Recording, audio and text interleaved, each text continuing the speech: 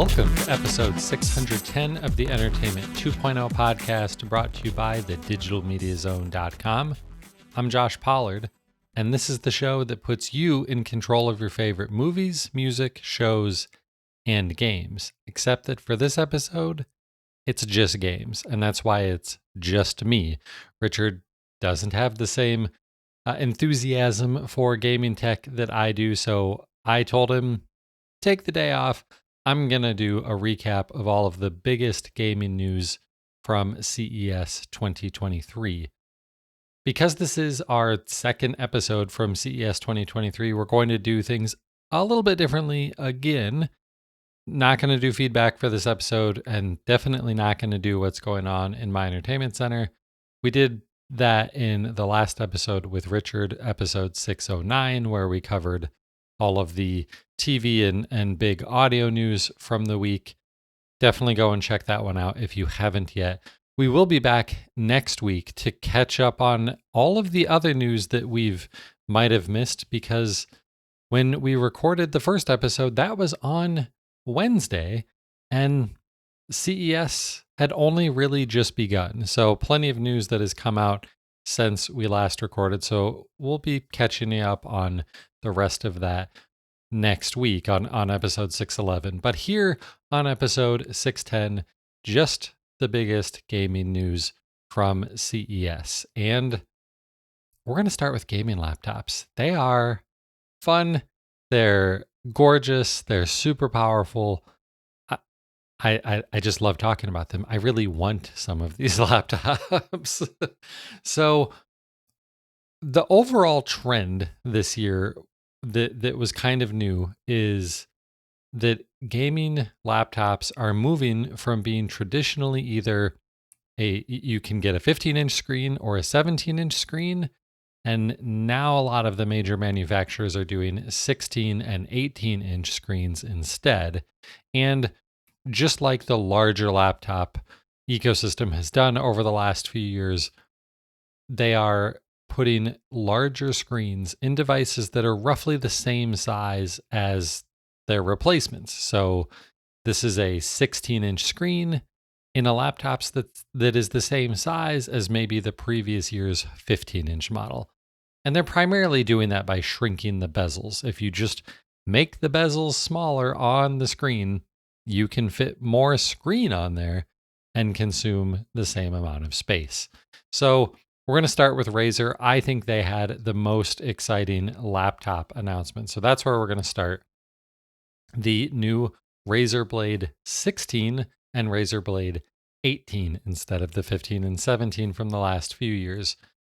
The most obvious thing, of course, these have all of the latest chips inside of them. Intel 13th generation Core i processors all the way up to Core i9, which some of these models can even be equipped with 24 Core i9 processors. Now, some of these specs aren't fully available yet. Still, even though it's been a few days, Razer has not released every single spec about these things. So yes, these have the possibility of having 24 core CPUs in them, but starting last generation, Intel has increased the core count, but by doing it in the way that, frankly, smartphones have been working for the last few years. They have a few cores that they call performance cores, and then a few cores that are efficiency cores. And the whole point of that is the performance cores are the really fast ones. When you're playing a game or doing something really processing intensive, those are taking the brunt of the load. If you're doing less power intensive things, then it shifts that load over to the efficiency cores. And the idea is they're still fast enough to do the vast majority of those things that you want to do that aren't high performance type workloads. And they can do it while consuming less energy, which in a laptop means, in theory, longer battery life. In the 12th gen Intel processors, did we see drastically better battery life? Not really. But here's hoping that that's a little bit different with the 13th generation of the Core i processors from Intel. The other thing that Razer did, of course, there's a new generation of NVIDIA GPUs to put in these things. So these are equipped with NVIDIA 4000 series graphics cards. But again, Razer specifically a little light on the details of which different chips that you would be able to get inside of these. And so we'll just have to wait and see. In the past, look at last year when Razer rolled out the 2022 model line, they had versions with the NVIDIA 3600, the 3700, and the 3800 Ti. I expect to see similar things in the 4000 series this year. Okay, so the screens are bigger, but there's another couple of differences here. One of the really cool ones is they've changed the aspect ratio. Most, maybe all Razer laptops and the vast majority of gaming laptops of the last decade have featured displays that have a 16:9 aspect ratio. It's a standard widescreen aspect ratio, the same aspect ratio that your television at home uses. And a lot of people are kind of over the idea of a fairly widescreen laptop display because a lot of the things that you need to do on a laptop require a lot of vertical space, vertical scrolling down a web page, vertically working on a document. So having more vertical screen real estate can be really beneficial on a laptop. And the gaming manufacturers are finally listening to this feedback. And Razer has put 16:10 aspect ratio screens on the new Razer Blade 16 and 18. These are the only two new models that they announced this year. And that's great. I don't know anybody that's going to be upset by having a slightly taller screen. Now, is it going to absolutely change everything about your workflow? Probably not, but you're going to appreciate the added screen height. The only thing that's confusing about them is that it makes the screen resolutions a little bit harder to remember if you actually care about how many pixels they are. So, in a lot of conversations about these machines that we talk about, I'm going to say things like 1080 plus, because it's not like we always describe screen resolutions if we're only going to use one number in terms of the vertical height. And when we're changing these from 16:9 to 16:10, it's the vertical height that's changing. So if I say 1080 plus, it's not actually 1080. It's a little bit more than that. But everyone's pretty comfortable with what is a 1080 screen? What is a 19:1080 screen? You know that. We know the common 1080s, the 1440s, and the 4K monitors. And this is just like 1080, but a little bit taller. Okay. So with all of that out of the way, what else is cool about these Razer laptops? Well, the Razer Blade 16 has something that's really unique here. It has what they're calling a dual mode display. And there's a few cool things about this. One is it's mini LED backlit. And if you listened to the episode that we just did, episode 609, talking about TV technologies, we broke down a lot of the different display technologies. One of the big benefits to mini LED is it can get very bright. And brightness matters when it comes to HDR content. And with laptops, the brighter the screen, the easier it is to see what's on the screen if you're in a bright setting, like if you're outside and using the laptop or just a really sunny room, a brighter screen is going to make it easier for you to see things. Now, last year's Razer Blade models and most of the higher end gaming laptops, they topped out between 300 and 500 nits of peak brightness, probably like 350 to 500, depending on which laptop you're looking at.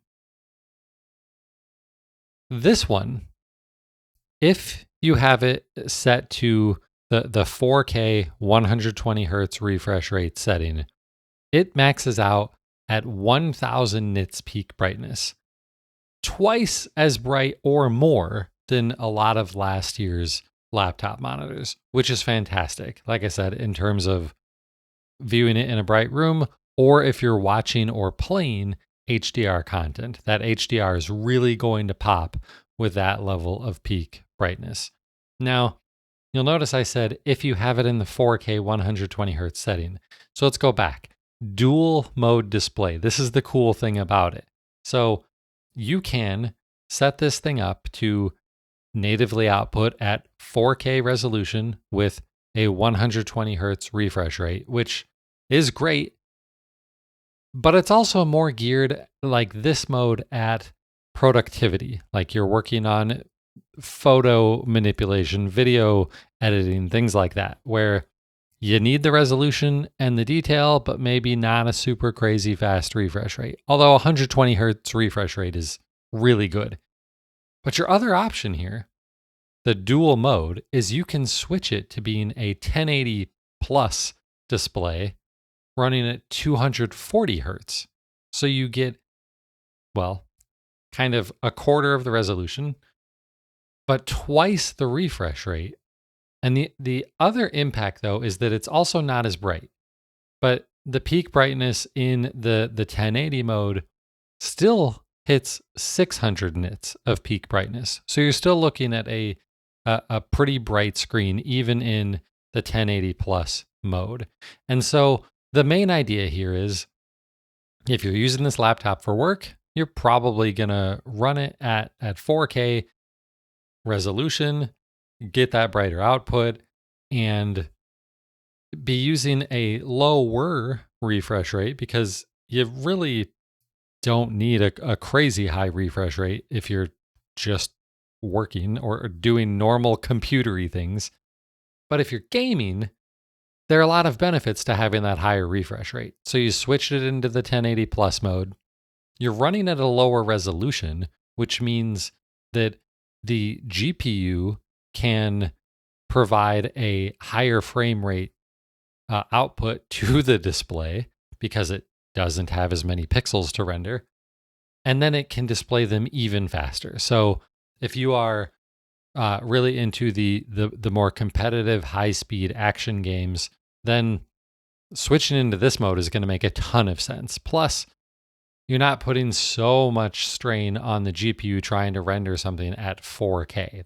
That's hard, especially for yes, these are NVIDIA 4000 series GPUs, but still 4K, that's a whole lot of pixels. So these laptop GPUs specifically still can kind of struggle to hit really high frame rates on a 4K display. And at 4K, unless you're playing a pretty old game at this point, 120 frames per second at 4K resolution is going to be probably not very achievable for major recent AAA games. So drop it down to 1080, run it at a much higher frame rate, and you get that silky smooth rendering, and it just looks great without any screen tearing or anything like that. The only real downside to this really cool technology is if you want to switch between the 4K mode and the 1080 plus mode, you have to fully restart the computer. And that could get pretty annoying if you're doing this a lot. Now, if you're pretty much only planning to use this as a gaming machine, then maybe you just leave it in the 1080 mode and you just don't worry about anything else. But if you are using this as an actual, desktop class replacement computer that you're going to do everything on, I don't know, it might get kind of tiring having to reboot it all the time to switch modes. This machine, it's coming out in the first quarter. They will start at $2,700. And that price is actually lower than I expected. It's a little bit more than last year's Razer Blade 15, but with this pretty impressive new screen technology, brand new CPU and GPU combinations, I kind of thought it might be even more. But it's not. But that's going to be for the lower end model. Now, the other option here is the Razer Blade 18. So an 18-inch display inside of a laptop that's roughly equivalent to last year's 17-inch model. This one, it does not have the dual mode display. It is a Quad HD Plus display at 240 hertz, and it's just fixed there, right? You're not doing this reset to do different things. It does have a couple of other things that are different from the Razer Blade 16. One is it goes from the Razer Blade 16 has a 1080p webcam. The Razer Blade 18 has a 5 megapixel camera, so that's significantly higher. We'll see how good it actually is. It's still a webcam inside the lid of a laptop, so it doesn't have that big of a sensor, but it should get you a pretty good looking video feed from your laptop. The other major difference, and maybe that's even a stretch at this point, is because this is bigger and thicker, it has room for a full-size Ethernet jack, which is kind of nice. Like, I still like to hardwire all of my computers whenever possible. So it is nice to see that you won't require a dongle to have a fully hardwired Ethernet connection. And both of these devices are loaded with ports. You've got Thunderbolt 4 on both of them. You've got extra USB-C ports. You've got extra USB-A ports that are USB 3.1, the discrete power adapter, SD card slots, HDMI 2.1 output. You're covered when it comes to the ports on these machines. Razer Blade 18 also supposed to come out this first quarter, with prices starting at $2,900. So neither of these machines are cheap, but Razer makes really, really nice hardware. So I can't wait to see what the full tech specs are from these, what the different configurations are, and what that will actually mean for the pricing. My guess is that with these starting points, that's probably a 4070 GPU.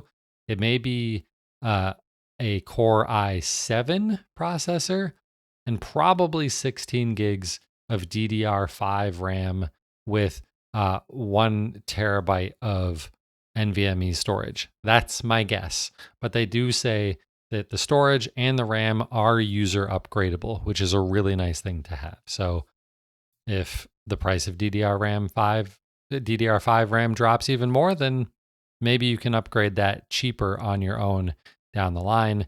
But they do support up to 64 gigs of DDR5 RAM. The other laptop that I want to talk about is really the line from Alienware. And it's because they're also doing some similar things. They've got some new models that are all also using 16 by 10 aspect ratio displays, which is great. But they have upgraded their 14-inch line, and their 15 and 17 did the same thing, went to 16 and 18-inch displays. And with Alienware, the thing you have to remember, Alienware is owned by Dell. What do I think of when I think of Dell laptops? I think of basically infinite configuration options. And while it's not quite infinite, they're giving you so many options. If you're an Intel processor fan, they've got Intel processors, but they've also got AMD processors that you can use. They've got NVIDIA and AMD GPUs that you're going to be able to choose from. So lots of options here from Alienware. The chassis themselves look great, in my opinion. They kind of walk that line in between looking like a normal laptop and a gamer laptop without being too obnoxious of a gamer laptop looking device. And they are, in general, it looks like their prices are going to be a little bit less than Razer. That is the downside to Razer. They're pretty much right at the top of the pricing spectrum. But Alienware, like they have a model that looks like it's going to be $2,600 instead of $2,700. But again, so many configuration details that have yet to be released. We don't really know what the full pricing on any of these will be. But Alienware definitely trying to keep pace with Razer this year around. And it looks like they're going to have some pretty nice options for you. And if the idea of a 16 or 18-inch laptop is just like you just know that's way too big for you, Alienware's new 14-inch option also looks really good. So definitely suggest checking out the new Alienware 14-inch laptop. Now, that's it for our laptops, but even if you're gaming on a laptop, you might want to hook it up to a monitor. And oh my gosh, when it comes to monitors, Samsung is like, hold my beer, because they've gone absolutely crazy this year. We've seen some pretty out there designs from Samsung in the past. This year, it's no different. This year, they're announcing the Samsung Odyssey Neo G9. This is a monitor for your desk that is 57 inches for a monitor. And you might be thinking like that's got to be like huge in every direction. And actually it's not, because I don't even know that we actually have verbiage for this anymore, because typically if we're talking about a monitor with an aspect ratio of 16:9, that's widescreen. If it's 21:9, it's ultra widescreen. This monitor is 32:9. It is ridiculously wide. So much wider than it is tall. It is so huge. And fortunately, it's curved so that it wraps around you a little bit. But that's not the only great stuff about this. So it is essentially a 4K plus monitor, but in this case, we're really talking about far wider. It is 2160 pixels high, but because it's a 32:9 aspect ratio, the full resolution is 7680 by 2160. That is a ludicrous resolution. And if it was just a crazy high resolution, like that might be reason enough to get excited about this.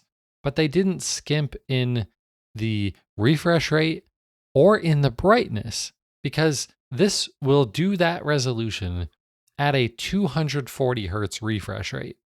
It also is a Display HDR 1000 certified device, which means that it has a peak brightness of 1000 nits.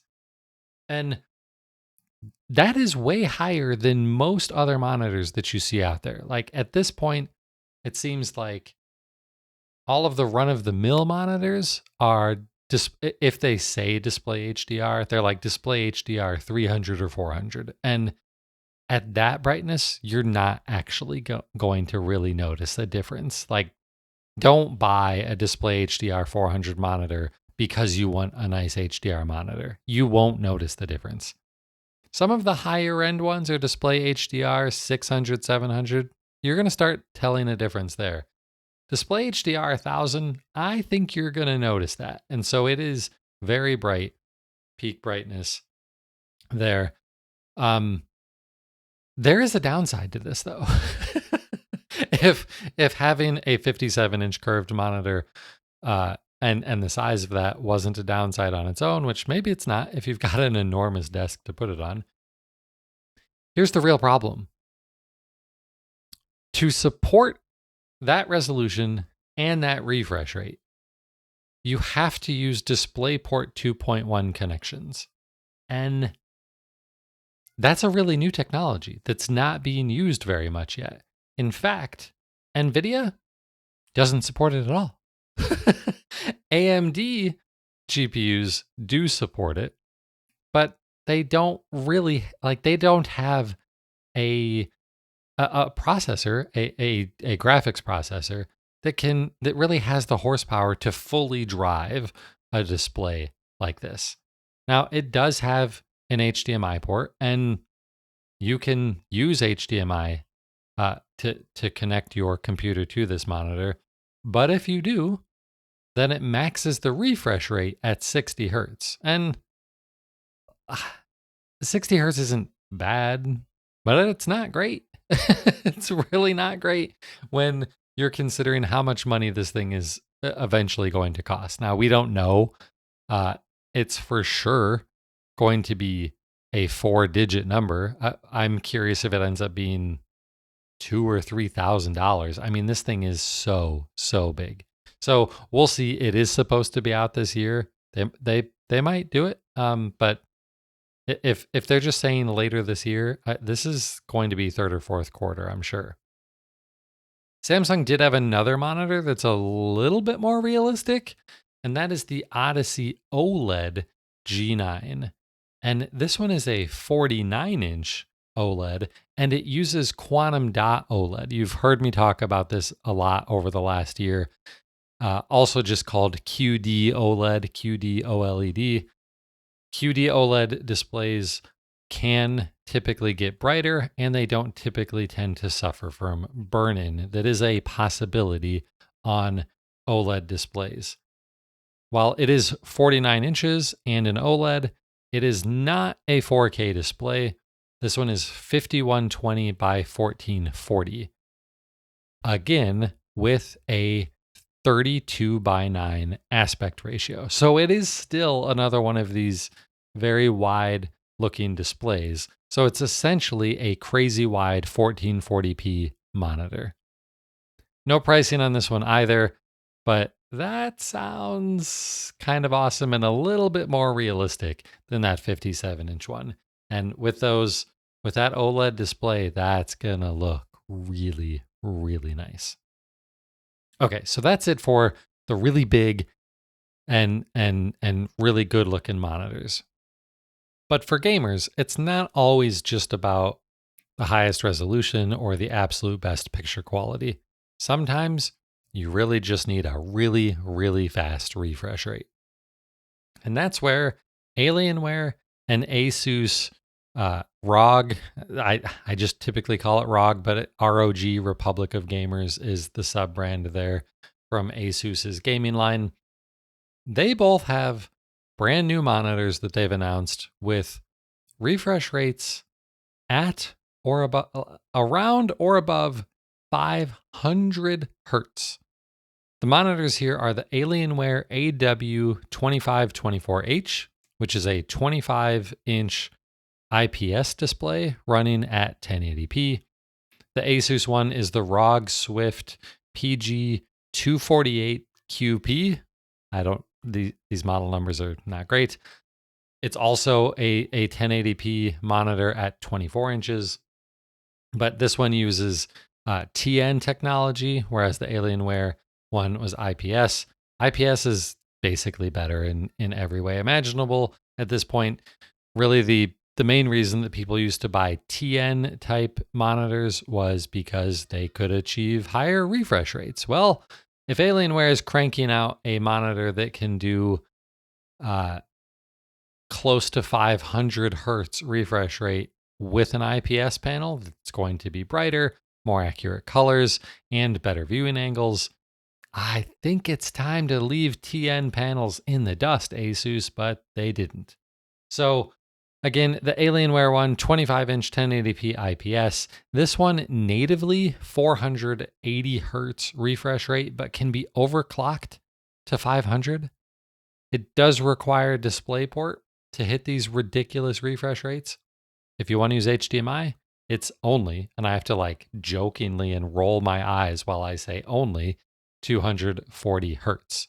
This one comes out in March, and they don't have a price for it yet. The Asus one, it is a 24-inch monitor. It will hit 540 hertz at 1080p. Here's the thing. The human eyeball has limits, and I would love to see the science behind this, because just like when we're talking about screen resolution, if you've been listening to this podcast for a while, or even if you just listened to episode 609 the other day, you know that Richard and I, and most most people who really get into this technology will tell you, forget about 8K. You don't need an 8K TV, because the only way your eye can noticeably tell a difference between a 4K and an 8K set is if the 8K set is enormous, or you're standing far closer to it than you should be. So don't do that. Similar thing, I have to think, with refresh rate. Yes, I can tell the difference between a 60 hertz and a 120 hertz display when I'm gaming. Absolutely. Would I be able to tell the difference between 120 and 240? I'm not positive that I would. I would like to see them side by side. Would I be able to tell the difference between 240 and 500? That seems incredibly unlikely. This really, to me, just feels like as our friend Rob H replied to me on Twitter the other day, this just feels like them saying, well, it's better because the number is bigger. Yeah, 500 is bigger than 240, absolutely. But will you notice the difference? Enough to justify replacing a 240 hertz monitor with one of these? I really doubt it. I really, really doubt it. So, had to talk about it because it is one of the big trends coming out of CES this year, but I really don't see the point in buying a 500 hertz 24-inch 1080p display, even if you are a super competitive esports gamer. Come on. I want to see the science that tells me that anyone out there is going to notice the difference between a 240 and a 500 hertz refresh rate. All right, now we're going to switch things up completely. We talked about enormous displays and then really fast displays. How about a really small display so that you can take your gaming on the go? And this one is another announcement from Razer.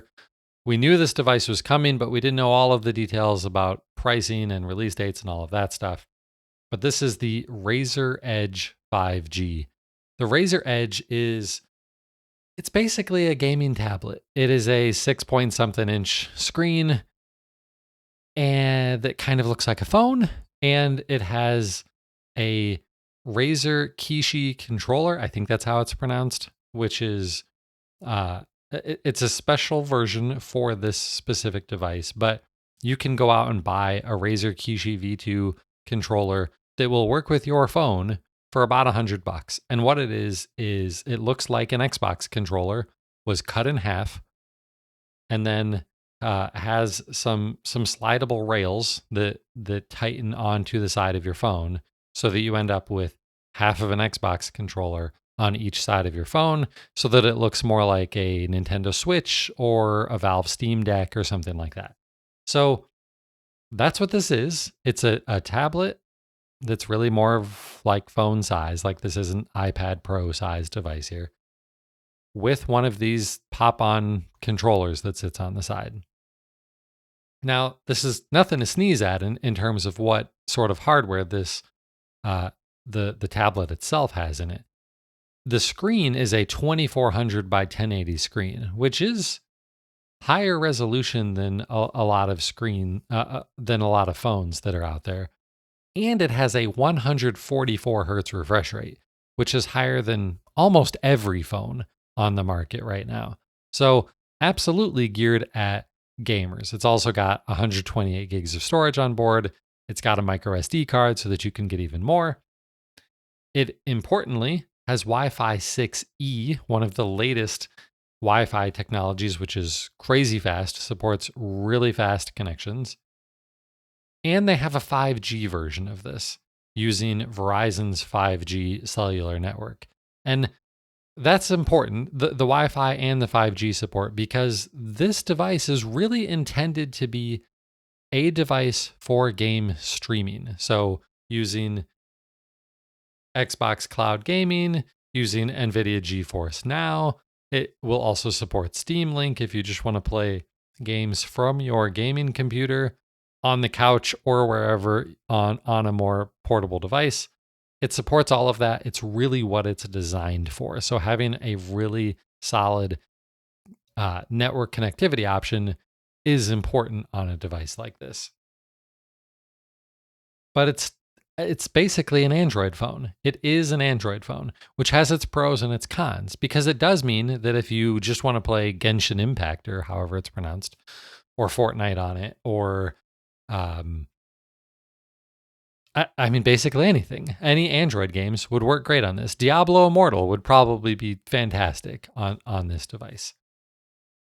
The problem is, if you just want the Wi-Fi version, It is a $400 device that is basically a phone and a Razer Kishi V2 controller on the side. You've already got a phone, right? Your phone will already run all of these games. Your phone already can stream games. Now, your phone probably doesn't have the 144 hertz refresh rate, which most Android games don't even support, but some of these streaming platforms do, but only some and in certain situations. So you're buying this device. Why? Because you want to save battery life on your phone while you play games? Like, I guess. Is that worth $400 though? I'm not sure. When you can get a Switch for $300, and I know that is not apples to oranges because the Nintendo Switch plays very different games than what you'd be able to do here. But it's also not that much less expensive than a Steam Deck, which has far more options available to you for portable gaming. I'm not sure about this. If you want it, it's $400. For the Wi-Fi version. The 5G version from Verizon, the base price is going to be $600. But if you buy one soon, they are running a promotion that if you pay for this on a 3-year contract, like they're trying to do with all phones and things like that, and add the 5G data plan to it, they're going to charge you $10 a month for 3 years. So it is cheaper. Like it gets you the 5G version of this device for $360, but you're also paying monthly for the data plan to add it to your connection. So like part of me loves this. A part of me wants one of these because it is really cool. I'm also very curious to see how well game streaming is going to work over a 5G internet connection. Like 5G can be very, very fast. But you also have to have low latency for these game streaming services to really work well. And that's what I'm not sure of when it comes to these 5G or any cellular connectivity networks. Will the latency be low enough to make this an enjoyable experience for anything moderate to high speed type of gaming? If you're playing a turn-based role-playing game, then the latency probably doesn't matter that much. But if you're trying to play Forza Horizon 5 or Halo on this, that latency is going to matter a lot. So we'll see. No one got hands-on with it that I was able to find using Verizon's 5G connection. So we'll have to wait and see how well that works out. All right. Our last bit of gaming news for this episode is from Sony. Sony always has a big press conference at CES, and while I'm not the biggest Sony fanboy in the world, I've always really enjoyed their press conference at the end of CES. And in terms of gaming stuff, not really a ton because last year was the big announcement for PSVR 2. Their virtual reality setup is coming out in a little over a month. It's in February. They made a couple of more announcements around games for that. They announced that Gran Turismo is going to support virtual reality mode, which will be really cool for sure. And then gaming adjacent, they gave us a trailer for the Gran Turismo movie, along with a release date coming out in August. I'm gonna check that out. I'm not a huge Gran Turismo fan anymore, but I used to be back in the like PlayStation 2 days, and I love racing in general. So I'm for sure going to go see the Gran Turismo movie. It looks pretty cool.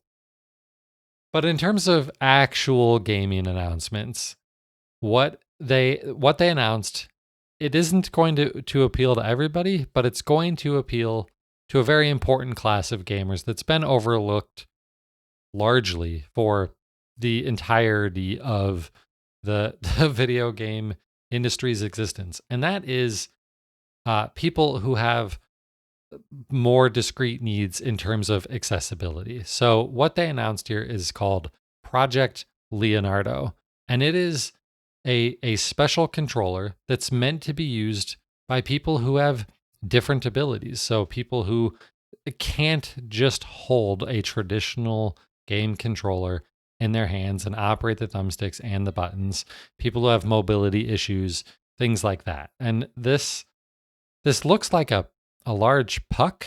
It's a round device that can have like a little analog stick hanging off the side of it.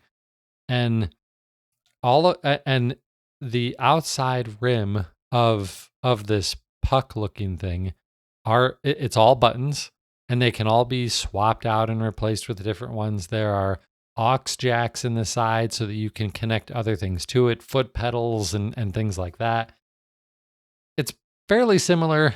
The looks aren't, but it's the idea here is just like what Xbox rolled out a couple of years ago with their accessibility controller. And while they're a couple years late to the game, I'm just happy to see them doing it. They've worked with experts in the field. They worked with Able Gamers and some other organizations that are focused on accessibility in the gaming industry.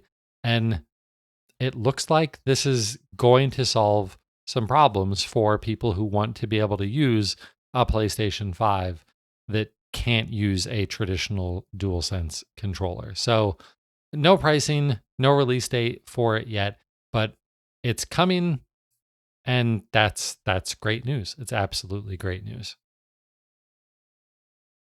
All right, well, that's it for our gaming news for this special episode. Again, we're going to skip past what's going on in our entertainment centers. I just recorded episode 609 with Richard a couple of days ago. Things haven't really changed all that much.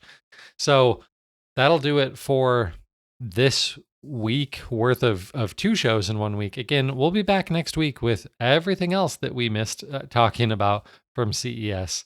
And you'll have both me and Richard around to discuss all of those things.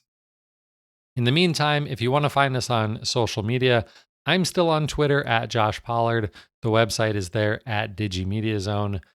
Richard and I have also both moved over to Mastodon, and Richard is exclusively, well, he's at Mastodon now. He's not on Twitter, really. His accounts are still there, but he's not using them.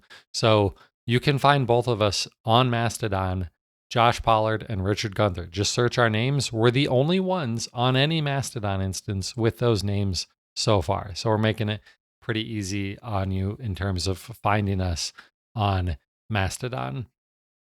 Again, you'll be able to find all show notes for everything that I talked about here over at our website, www.thedigitalmediazone.com, where you can find Richard's other show, Home On. It's a show about DIY smart home technology.